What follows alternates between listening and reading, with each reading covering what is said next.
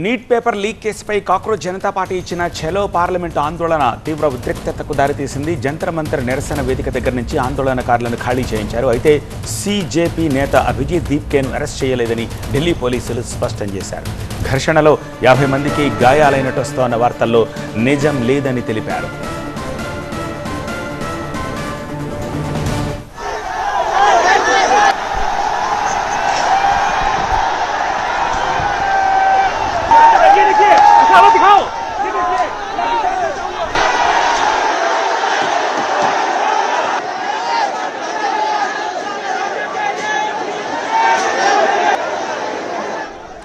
మరోవైపు కేంద్రంతో CJP party నేతలు చర్చించారు.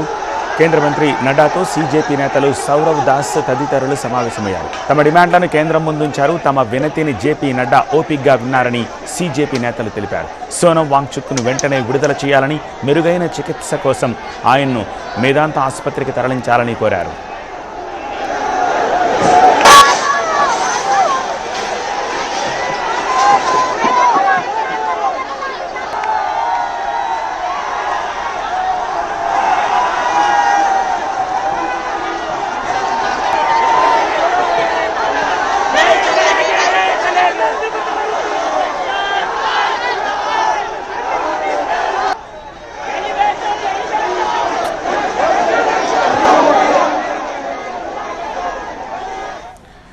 సీజేపీ ప్రతినిధులు ఆందోళన విరమించాలని కోరారు నడ్డా. సీజేపీ నుంచి తొలిసారి ప్రతిపాదన వచ్చిందని, ప్రభుత్వం తమతో చర్చలు జరపాలని కోరారని చెప్పారు. ఉదయం 11:50 నుంచి చర్చలు కొనసాగుతున్నాయి అన్నారు. సాయంత్రం సీజేపీ ప్రతినిధులు వినతి పత్రం ఇచ్చారని నడ్డా తెలిపారు. అయితే తమ ఆందోళనలు కొనసాగుతాయని సీజేపీ నేతలు ప్రకటించారు.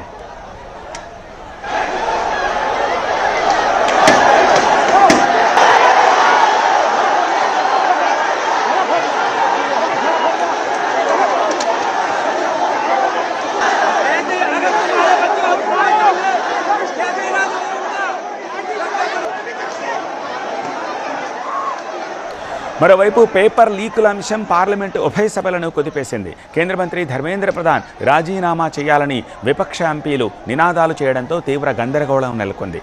విపక్షాల ఆందోళనలతో లోక్సభ, రాజ్యసభలు రేపటికి వాయిదా పడ్డాయి.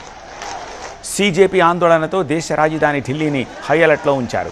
జనం భారీగా గుమిగూడడాన్ని నిషేధించారు. జంతర్ మంతర్ తప్ప మిగతా ప్రదేశాల్లో ఎక్కడా కూడా 5 కంటే ఎక్కువ మంది గుమిగూడవద్దని పోలీసులు హెచ్చరించారు. అలాగే మధ్య ఢిల్లీలోని పలు ప్రాంతాల్లో మొబైల్ ఇంటర్నెట్ను నిలిపివేశారు.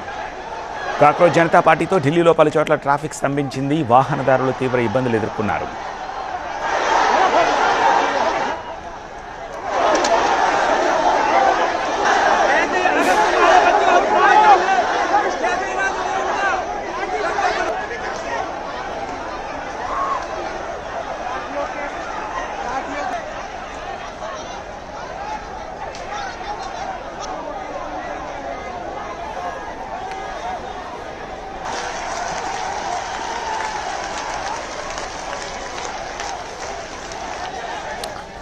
ఢిల్లీ నుంచి మరింత సమాచారం అందించేందుకు మా ప్రతినిధి గోపి ప్రస్తుతం మనకి లైవ్లో సిద్ధంగా ఉన్నారు. గోపి, లేటెస్ట్ అప్డేట్స్ ఏంటి? ఎస్, ఢిల్లీలో ఇంకా హైటెన్షన్ కొనసాగుతోంది. కాక్రోచ్ జనతా పార్టీ పిలిపించిన చలో పార్లమెంట్ కొంత ఉద్రిక్తకరంగా మారింది.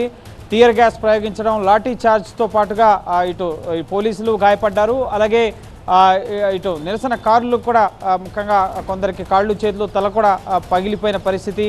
పూర్తిగా పోలీసులు కట్టడి చేసేందుకు అన్ని రకాల ప్రయత్నాలు చేసినప్పటికీ వేలాది సంఖ్యలో సీజేపీ మద్దతుదారులు రోడ్లపైకి వచ్చి ధర్మేంద్ర ప్రధాన్ రాజీనామా చేయాలి, నీట్ వైఫల్యాలు, విద్యా వ్యవస్థలో ఉన్న లోపాలకు నైతిక బాధ్యత వహించాలి అంటూ ఇటు సీజేపీ ఈరోజు చేపట్టిన నిరసన కార్యక్రమం చాలా టెన్షన్ని పుట్టిస్తున్న పరిస్థితి. ఇప్పటికీ ముఖ్యంగా ఈ పార్లమెంట్ పరిసర ప్రాంతాల్లో ప్రధానంగా కేరళ భవన్, అలాగే ఇటు జంతర్ మంతర్, పార్లమెంట్ స్ట్రీట్, ఈ Rafi Marg, national media centre, ఈ ప్రాంతాల్లో సీజేపీకి సంబంధించిన మద్దతుదారులు ఇంకా ఆందోళనలు కొనసాగిస్తున్న పరిస్థితి ఉంది. పూర్తిగా ఈరోజు ఉదయం నుంచి కూడా మెట్రో స్టేషన్లు మూసివేత, అలాగే ట్రాఫిక్ అడ్వైజరీస్ జారీ చేయడం, ఇంటర్నెట్ సేవలను నిలిపివేయడం, చాలా ప్రయత్నాలు అయితే ప్రభుత్వం చేయడం జరిగింది. కానీ వాళ్ళు అనుకున్న లక్ష్యాన్ని, పార్లమెంటు ముట్టడిని ముఖ్యంగా సీజేపీ ఈరోజు పూర్తి చేయడం జరిగింది. ప్రస్తుతం బాల్ కేంద్ర ప్రభుత్వం పరిధిలో ఉంది అంటూ సీజేపీకి సంబంధించిన ప్రతినిధులు జేపీ నడ్డాతో కేంద్ర వైద్య ఆరోగ్య శాఖ మంత్రితో చర్చలు జరుపుతున్నారు. ఇటు సౌరవ్ దాస్ అలాగే అశుతోష్ రాంకా ఇద్దరు కూడా ప్రధానంగా 3 డిమాండ్లను కేంద్ర ప్రభుత్వం ముందు ఉంచడం జరిగింది. అది ప్రధానంగా ఒకటి సోనం వాంగ్చుక్ని నిర్బంధం నుంచి విడుదల చేయాలి, అలాగే రెండోది ధర్మేంద్ర ప్రధాన్ రాజీనామా చేయాలి, ఇక మూడోది నీట్ ముఖ్యంగా ప్రశ్నపత్రం లీకేజీ ద్వారా దీనివల్ల ఎవరైతే ఆత్మహత్యలు చేసుకున్నారో సో వారి ఒక్కొక్క కుటుంబానికి ₹1 పరిహారం ఇవ్వాలన్న ఈ 3 ప్రధాన డిమాండ్లను కూడా కేంద్రం ముందుంచడం జరిగింది. సో ప్రస్తుతం జేపీ నడ్డా నివాసంలోనే సీజేపీ ప్రతినిధులు ఉన్నారు. సో కేంద్ర మంత్రి ముఖ్యంగా పార్టీలో అంతర్గతంగా ప్రభుత్వంలో అంతర్గతంగా చర్చించి దీనిపైన నిర్ణయం తీసుకుంటామని చెప్పారని చెప్పి ప్రతినిధులు ఎప్పటికప్పుడు సోషల్ మీడియా వేదికగా పోస్టులు చేస్తున్న పరిస్థితి ఉంది. అలాగే ఇటు అభిజిత్ దీప్కేని అరెస్ట్ చేశారని చెప్పి మొదట ప్రకటించినప్పటికీ ఆయన అరెస్ట్ చేయలేదు. సో ప్రస్తుతం ఇంకా జంతర్ మంతర్ ప్రొటెస్ట్ అయితే ఖాళీ చేయించినప్పటికీ షంగ్రిల్లా, లీ మెరిడియన్ అలాగే నేషనల్ మీడియా సెంటర్ ఈ పరిసర ప్రాంతాల్లో పార్లమెంట్ పరిసర ప్రాంతాల్లో ఉన్న రోడ్లపైనే ఇటు ఆందోళనకారులు తమ ఆందోళనలు కొనసాగిస్తున్నారు. టియర్ గ్యాస్ని ప్రయోగించడం, లాఠీ చార్జ్, ఇటు ఆందోళనకారులని అదుపు చేసేందుకు కావాల్సిన చర్యలన్నింటినీ కూడా పోలీసులు అయితే తీసుకుంటున్న పరిస్థితి. సో చూడాలి మరి కేంద్ర ప్రభుత్వం సీజేపీ డిమాండ్లకు తలగ్గుతుందా, ఈ ఆందోళన ఇక్కడితో ఆగుతుందా? ఎందుకంటే 14 ఏళ్ల తర్వాత నిర్భయ ఘటన తర్వాత ఇంత పెద్ద ఎత్తున ఇటు నిరసనకారులు కానీ ఆందోళనకారులు కానీ రోడ్లపైకి వచ్చి ఆందోళన చేసిన లేదు. సో పెద్ద మొత్తంలో 14 ఏళ్ల తర్వాత ఇంత పెద్ద మొత్తంలో ఉద్యమం ఢిల్లీలో ఇటు మొదలవడం జరిగింది ఈ విద్యా వ్యవస్థకు సంబంధించి. సో చూడాలి మరి కేంద్ర ప్రభుత్వం ఈ నిరసనల్ని ఆందోళనని విరమింపజేసేందుకు వారి డిమాండ్లకు తలగ్గుతుందా లేక ఏం చేయబోతుందనేది మనం వేచి చూడాలి. Right Gopi. Moving to second one, Hyderabad జాతీయ పోలీస్ అకాడమీలో ట్రైనీ ఐపీఎస్ ఉదయ్ కృష్ణారెడ్డి లైంగిక వేధింపుల ఎపిసోడ్ తీవ్ర కలకలం రేపుతోంది. మహిళా ట్రైనీ ఐపీఎస్ ఫిర్యాదు తర్వాత ఆత్మహత్యాయత్నం చేశాడు ఉదయ్ కృష్ణారెడ్డి. ప్రస్తుతం అతను ఒక ప్రైవేట్ హాస్పిటల్లో ట్రీట్మెంట్ తీసుకుంటున్నాడు. ట్రైనీ ఐపీఎస్ ఉదయ్ కృష్ణారెడ్డి ఆరోగ్య పరిస్థితి ఎలా ఉంది, అసలు జాతీయ పోలీస్ అకాడమీలో ఏం జరిగింది, ఉదయ్ కృష్ణారెడ్డి కుటుంబ సభ్యులు సన్నిహితులు ఏం చెప్తున్నారు?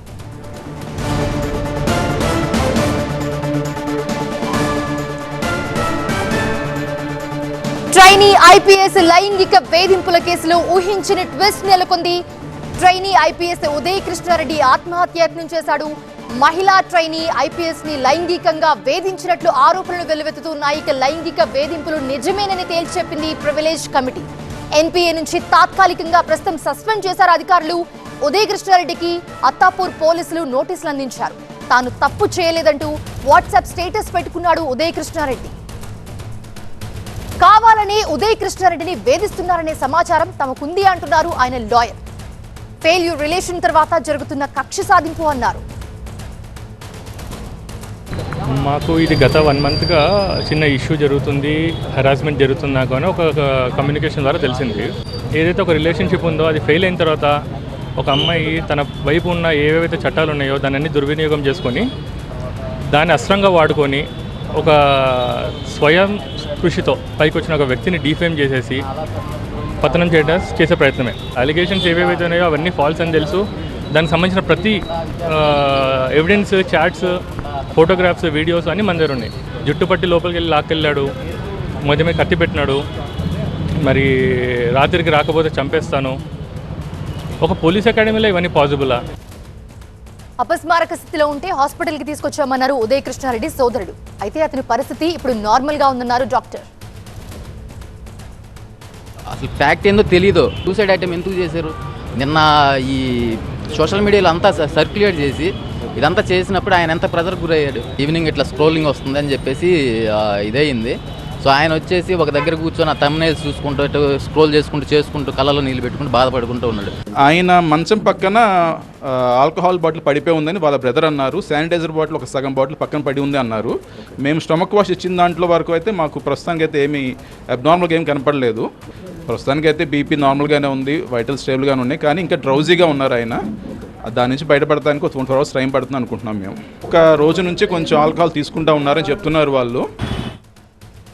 రైట్, ఇదే అంశానికి సంబంధించి మరిన్ని అప్డేట్స్ అందించడానికి మా కరెస్పాండెంట్ రంజిత్ ఉన్నారు. రంజిత్, అసలు ఏం జరుగుతుంది ఉదయ్ కృష్ణారెడ్డి కేసులో? నేను ఏ తప్పు చేయలేదని చెప్పి ఆయన వాట్సాప్ స్టేటస్ పెట్టుకున్నాడు. ఆయన మీద వచ్చిన ఆరోపణలన్నీ కరెక్టే అని చెప్పి ప్రివిలేజ్ కమిటీ చెప్తోంది. సో ఆయన మీద కావాలని ఆరోపణలు చేస్తున్నారని చెప్పి ఆయన సోదరుడు చెప్తూ ఉన్నాడు. సో అసలు ఏం జరుగుతుంది ఈ కేసులో? అంటే ప్రస్తుతం ఉదయ్ కృష్ణారెడ్డి ఈరోజు ఆత్మహత్య యత్నం చేసిన తర్వాత ఆయన సోదరుడు ఎర్రగడ్డలో ఉన్నటువంటి ప్రైవేట్ హాస్పిటల్కి తీసుకొచ్చాడు. ప్రస్తుతం ఆయన చికిత్స జరుగుతుంది. ఉదయం అయితే ఏదైతే ఆయన ఆల్కహాల్తో పాటు శానిటైజర్ సేవించాడో ఆ తర్వాత పూర్తిగా అపస్మారక స్థితిలో హాస్పిటల్లో అడ్మిట్ అయ్యారు.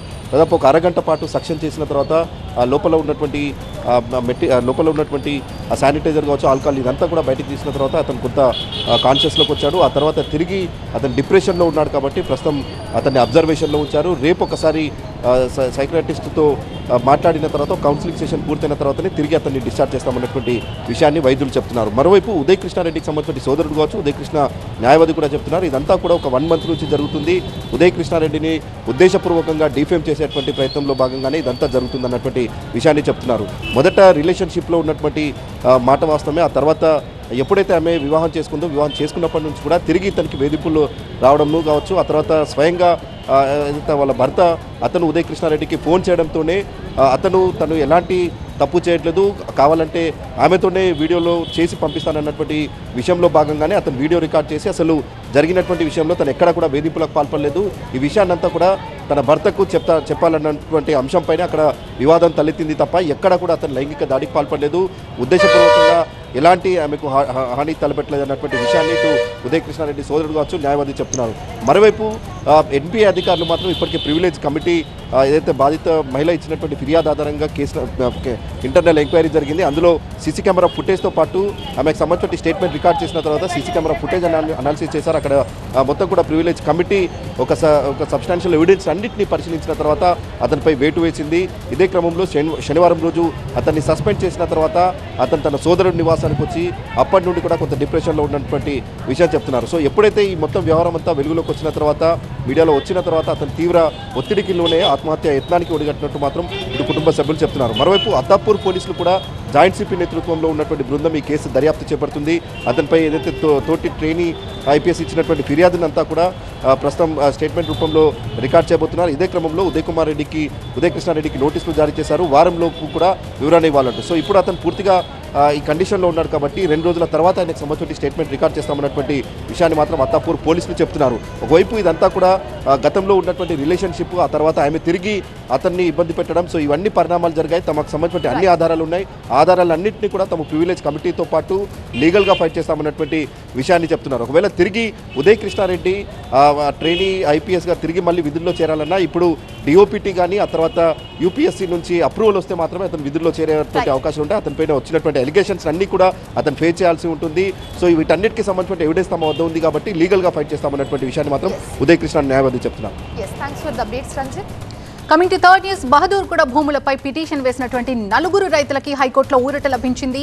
పిటిషన్ వేసిన 4 భూమిలో ఎలాంటి చర్యలు చేపట్టదంటూ హైకోర్టు ఆదేశాలు జారీ చేసింది.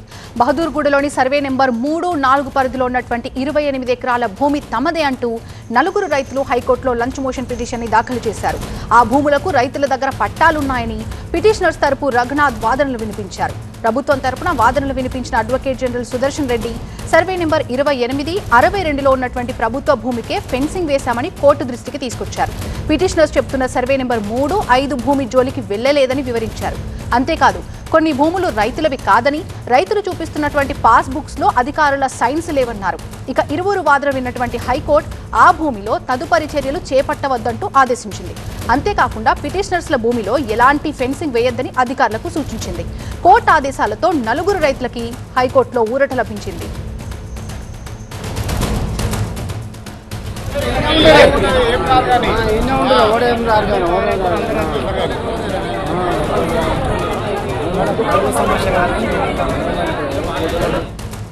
శంషాబాద్ బహదూర్గూడలో బుల్లెట్ ట్రైన్ ప్రాజెక్టు కోసం జరుగుతున్నటువంటి భూసేకరణ తీవ్ర దుమారం రేపుతోంది. వారం రోజులుగా రైతులు ఆందోళన వ్యక్తం చేస్తున్నారు. శనివారం ఆందోళనకు దిగినటువంటి రైతులపై కేసులు కూడా నమోదు చేయడమే కాకుండా బహదూర్గూడ ప్రాంతం మొత్తాన్ని పోలీసులు తమ ఆధీనంలోకి తీసుకున్నారు. బయట వ్యక్తులు ఊళ్ళోకి రాకుండా పోలీసులు భారీ బందోబస్తు ఏర్పాటు చేశారు. బహదూర్గూడలోని రైతుల దీక్షా శిబిరాన్ని హైడ్రా సిబ్బంది అర్ధరాత్రి తొలగించడం ఉద్రిక్తతలకు దారితీసింది. రైతుల ఆందోళనల మధ్యే రైతుల దీక్షా శిబిరాన్ని తొలగించి ఫెన్సింగ్ కూడా వేశారు. ఇక ఈ పరిణామాలతో రైతులు మరింత ఆగ్రహం వ్యక్తం చేశారు. అక్రమంగా అరెస్టు చేశారంటూ శంషాబాద్ బహదూర్గూడలో రైతులు ఆందోళనకు దిగారు.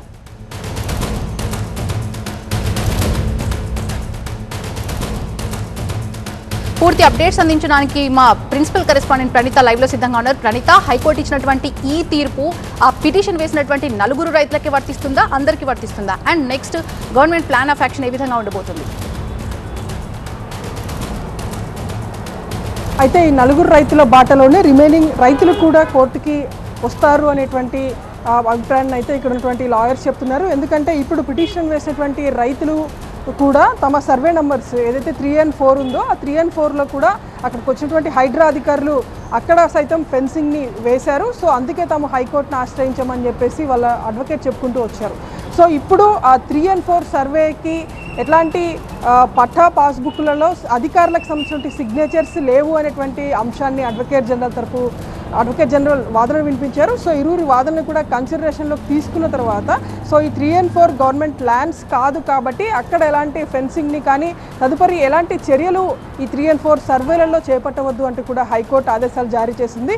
సో ఇదే బాటలో రిమైనింగ్ రైతులు కూడా రేపు హైకోర్టులో మరికొన్ని పిటిషన్స్ కూడా ఫైల్ చేసేటువంటి అవకాశం కనిపిస్తుంది. సో అక్కడ ప్రభుత్వం ఈరోజు చెప్పినటువంటి వాదనల ప్రకారం అక్కడ ఉన్నటువంటి సర్వే నెంబర్ 28తో పాటు 62 ఈ 2 సర్వే నెంబర్స్లోనే దాదాపు 650 acresకి సంబంధించినటువంటి గవర్నమెంట్ ల్యాండ్ ఉంది. కేవలం ఆ ల్యాండ్లో మాత్రమే ఫెన్సింగ్ వేశామని చెప్పేసి ప్రభుత్వం తరఫున అడ్వకేట్ జనరల్ చెప్పారు.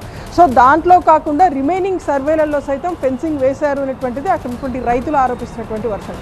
సో ఇరువురి వాదనలు కూడా విన్న తర్వాత ఈరోజు ఈ పిటిషన్ వేసినటువంటి 4 రైతులకు మాత్రం హైకోర్టు రిలీఫ్ ఇచ్చింది. సో ఫర్దర్గా అక్కడ ధర్నా చేసినటువంటి రిమైనింగ్ రైతులు కానీ అక్కడ సరౌండింగ్స్ సర్వే నంబర్స్లలో భూమి ఉన్నటువంటి రైతులు కూడా ఫర్దర్గా కోర్టును ఆశ్రయించేటువంటి అవకాశం కనిపిస్తుంది. సేమ్ టైం ఈరోజు వాదనటువంటి సందర్భంలో అటు హైడ్రా మీద కూడా హైకోర్టు సీరియస్ అయినట్టు తెలుస్తుంది. సో కేవలం వీకెండ్స్లో మాత్రమే ఈ తరహా చర్యలకు ఎందుకు పాల్పడుతున్నారంటూ కూడా హైడ్రాని హైకోర్టు ప్రశ్నించింది. సో ఇవన్నీ అంశాలు విన్న తర్వాతనే ఈరోజు రైతులకైతే రిలీఫ్ ఇచ్చింది. ఫర్దర్గా రేపు ఎట్లాంటి పిటిషన్స్ ఏమైనా రైతులు వేస్తారా, సో ఆ రైతులకు కూడా ఇట్లాంటి రిలీఫే ఇస్తారా అనేటువంటి కూడా చూడాల్సింది. Right, thank you Praneetha. Coming to fourth story, Andhra Pradesh వ్యాప్తంగా డాక్యుమెంట్ రైటర్ల పెన్ డౌన్ చేపట్టారు. జీవో 396ని వ్యతిరేకిస్తూ సబ్ రిజిస్ట్రార్ కార్యాలయాల ఎదుట నిరసన చేశారు. ప్రభుత్వ నిర్ణయాన్ని తప్పుపడుతూ ఏపీ వ్యాప్తంగా ఆందోళన చేశారు. రిజిస్ట్రేషన్ శాఖను ప్రైవేటు పరం చేసే యత్నం చేస్తున్నారంటున్నారు దస్తావేజ్ లేఖలు.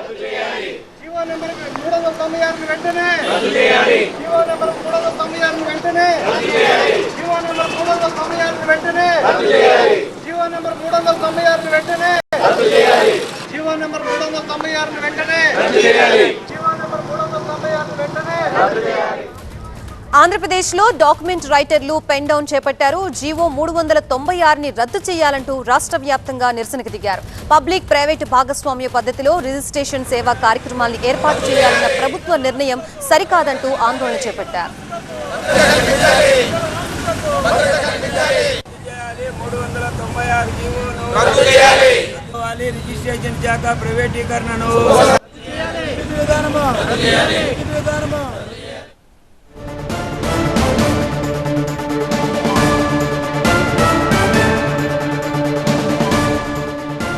ప్రభుత్వ నిర్ణయం వల్ల 6 లక్షల మంది జీవనోపాధి కోల్పోతారని ఆవేదన వ్యక్తం చేశారు. దస్తావేజు లేఖర్లు, స్టాంప్ వెండర్లు, డీటీపీ ఆపరేటర్ల ఉపాధికి ప్రమాదమని ఆందోళన చేస్తున్నారు.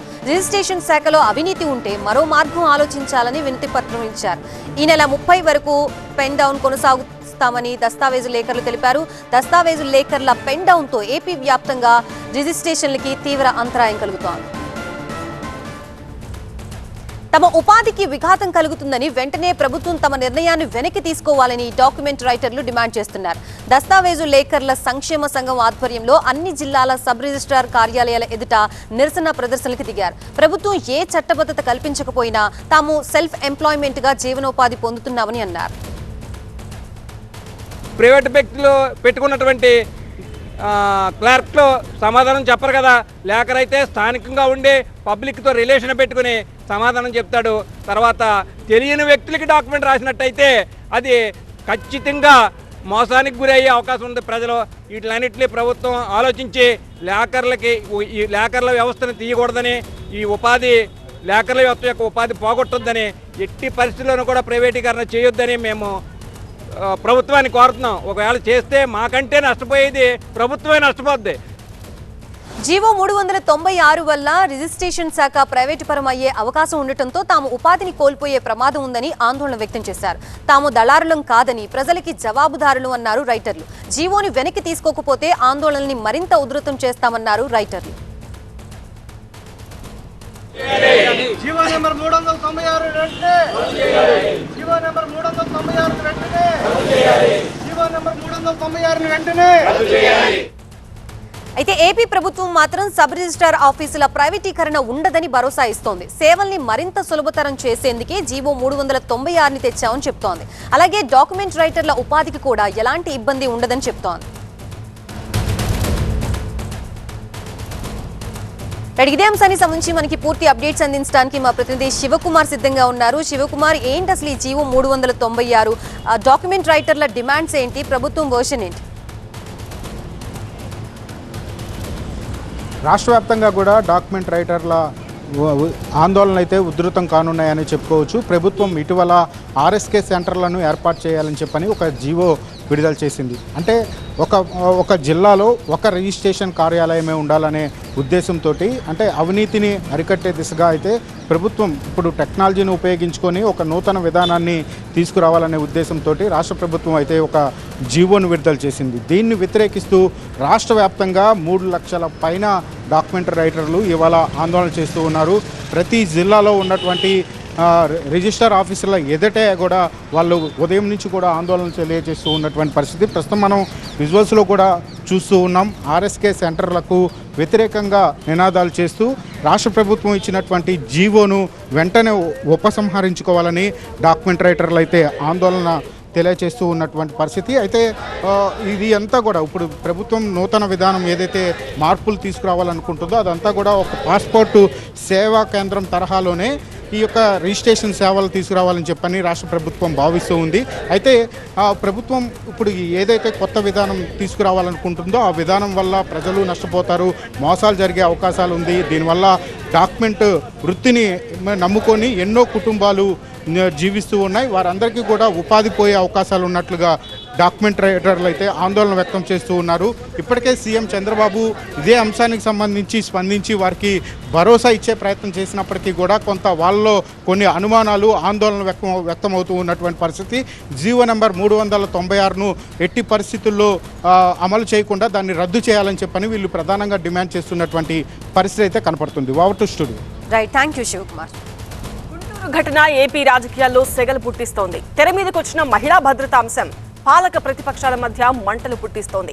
మహిళా హోంమంత్రి ఉన్న రాష్ట్రంలో అరాచకాలు జరుగుతున్నాయంటూ వైసీపీ నేతలు తీవ్ర స్థాయిలో విరుచుకుపడుతున్నారు. ఒకరి తర్వాత ఒకరుగా వెళ్లి బాధిత కుటుంబాన్ని పరామర్శిస్తున్న నేతలు రాష్ట్రంలో మహిళలకు భద్రత లేకుండా పోయిందని కూటమి సర్కార్పై విమర్శలు గుప్పిస్తున్నారు. అయితే ఇప్పుడు ఈ వ్యవహారంలో స్థానిక ఎమ్మెల్యే గల్లా మాధవి, హోంమంత్రి అనితలనే టార్గెట్ చేస్తూ ఆరోపణలు గుప్పిస్తున్నారు వైసీపీ నేతలు.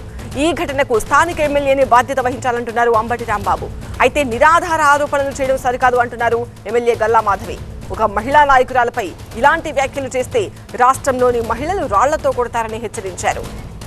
రాష్ట్రంలో శాంతి భద్రతలు లేకుండా పోయాయన్నారు మాజీ మంత్రి పేర్ని నాని. గుంటూరు ఘటనలో ప్రభుత్వం ఉదాసీనంగా వ్యవహరించిందన్న పేర్ని నాని, మహిళల భద్రత పట్ల చిత్తశుద్ధి ఉంటే ప్రభుత్వం వెంటనే ఐజీ నుంచి సిఐ వరకు అందరిపైన చర్యలు తీసుకోవాలని డిమాండ్ చేశారు. మీ లోతైన గుండెల్లో మీ అలజడి, మీ అబ్బాయి షాక్ ఇవన్నీ నిజమైతే కనుక ఖచ్చితంగా వెంటనే ఈ తప్పిదం జరగటానికి పోలీస్ ఇన్యాక్షన్ అనేది కారణం కాబట్టి లంచాలు డిమాండ్ చేస్తున్నటువంటి మీ తెలుగుదేశం నాయకులను కూడా దీంట్లో ముద్దాయిలుగా, డివిజన్ ప్రెసిడెంట్ని కూడా ముద్దాయిగా తీసుకురావాలని చెప్పి డిమాండ్ చేస్తున్నాం. ఈ లంచగొండితనం ఏ రకంగా, ఏ ఊరిలో ఇంటి పన్ను మారాలంటే, సొంత ఇల్లు కొనుక్కుని ఇంటి పన్ను మారాలంటే లంచం, ఇంట్లో పంపు కావాలంటే మంచం, పంపు రిపేర్ చేయాలంటే మున్సిపాలిటీ లంచం, రోడ్డు మీద వేసుకున్న పంపు రిపేర్ చేసుకోవాలంటే లంచం, టీడీపీ వాళ్ళకి పని కావాలంటే లంచం, పైనుంచి కింద దాకా నారా చంద్రబాబు నాయుడు దగ్గర నుంచి తెలుగుదేశం చిన్న కార్యకర్త దాకా ఆ లంచం లేకుండా ఎవడో పని చేయట్లేదు కదా. మీరు పోయే కాలం కాకపోతే ఏంటి ఇదంతా? ప్రతినిధి నాగరాజుతో మాట్లాడదాం. నాగరాజు, ఈ గుంటూరు ఘటనకు సంబంధించి ఎవరెవరిపై ఎలాంటి చర్యలు తీసుకున్నారు, అలాగే స్థానిక ఎమ్మెల్యే గల్లా మాధవిపై ఎలాంటి ఆరోపణలు ఉన్నాయి ఈ ఇష్యూలో?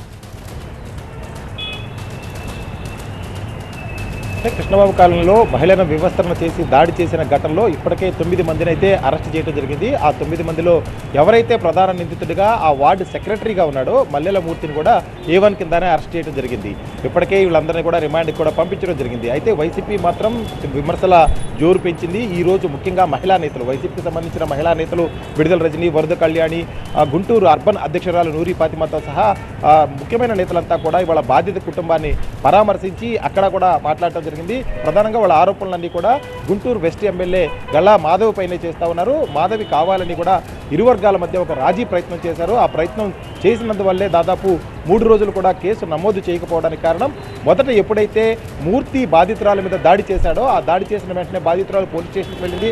పోలీస్ స్టేషన్కి వెళ్ళిన వెంటనే కనుక పోలీసులు స్పందించి కేసు పెట్టినట్లయితే సాయంత్రం మహిళలను వివస్త్రణ చేసి దాడి చేసే ఘటన జరిగి ఉండేది కాదు అనేది వైసీపీ చెప్తా ఉంది. ఇందుకు ప్రధానంగా ఎమ్మెల్యేనే బాధ్యత వహించాలి అని కూడా చెప్తా ఉన్నారు. మరొకవైపు హోంమంత్రి కూడా రాజీనామా చేయాలని డిమాండ్ చేసిన నేపథ్యం కనిపిస్తుంది. వైసీపీ ఆరోపణలు ఈ విధంగా ఉంటే గల్లా మాధవి కూడా అదే స్థాయిలో ప్రత్యారోపణలు చేస్తున్న నేపథ్యం అయితే మనం చూస్తూ ఉన్నాం. ముఖ్యంగా నిరాధారమైన ఆరోపణలు వైసీపీ చేస్తుంది. నా దగ్గరకు వచ్చిన వెంటనే 16వ తారీఖు సాయంత్రం బాధితురాలు నా దగ్గరకు వచ్చింది. నా దగ్గరకు వచ్చి సమస్యను చెప్పిన వెంటనే పోలీసులకు చెప్పి ఇమ్మీడియట్గా కేసు పెట్టాలి, టీడీపీ కార్యకర్త అయినప్పటికీ కూడా కేసు పెట్టి అరెస్టు చేయాలంటూ కూడా నేను పోలీసులకు చెప్పాను. అయితే 17వ తారీఖు నేను ఊళ్ళో లేకపోవడం వల్ల అరెస్ట్ ఆలస్యం జరిగింది తప్పితే కేసు మాత్రం 16వ తారీఖే నమోదు చేశారు. నిరాధారమైన ఆరోపణలు చేస్తూ ఉన్నారు. ఎందుకంటే మాజీ మంత్రి కొడుకు యాక్సిడెంట్ చేస్తే ఆ ఘటనలో కనీసం బాధితులుగా ఉన్న కుటుంబ సభ్యుల్ని ఒక్క వైసీపీ నేత కూడా పరామర్శించలేదు. కానీ ఇవాళ మాత్రం రాజకీయ లబ్ధికి ఈ వివస్త్రణ చేసి దాడి చేసే ఘటనను వాడుకోవడానికి గుంటూరుకు కీగొడుతున్నారు. ఎక్కడా అధికార పార్టీకి సంబంధించిన నేతల ప్రమేయం కానీ లేకపోతే వాళ్ళ ఒత్తిళ్లు కానీ ఈ ఘటనలో లేవు. పోలీసులు కూడా వెంటనే 16వ తారీఖే కేసు నమోదు చేశారు. బాధితురాలు ఎప్పుడైతే కేసు ఇచ్చారో, ఫిర్యాదు ఇచ్చారో ఆ వెంటనే కూడా కేసు నమోదు చేయడం జరిగింది అనేది గల్లా మాధవి చెప్తుంది. వాళ్ళు ఆరోపణలు ప్రత్యారోపణలతో కూడా మొత్తం వివాదం ఒక రాజకీయ రంగం అయితే పులుముకుంది. రేపటి నుంచి ఏ విధంగా విమర్శలు జోరు పెంచుతారో వేచి చూడాల్సి ఉంది. రైట్ నాగరాజు, ఇవి 585 అప్డేట్స్. ఉండండి TV9.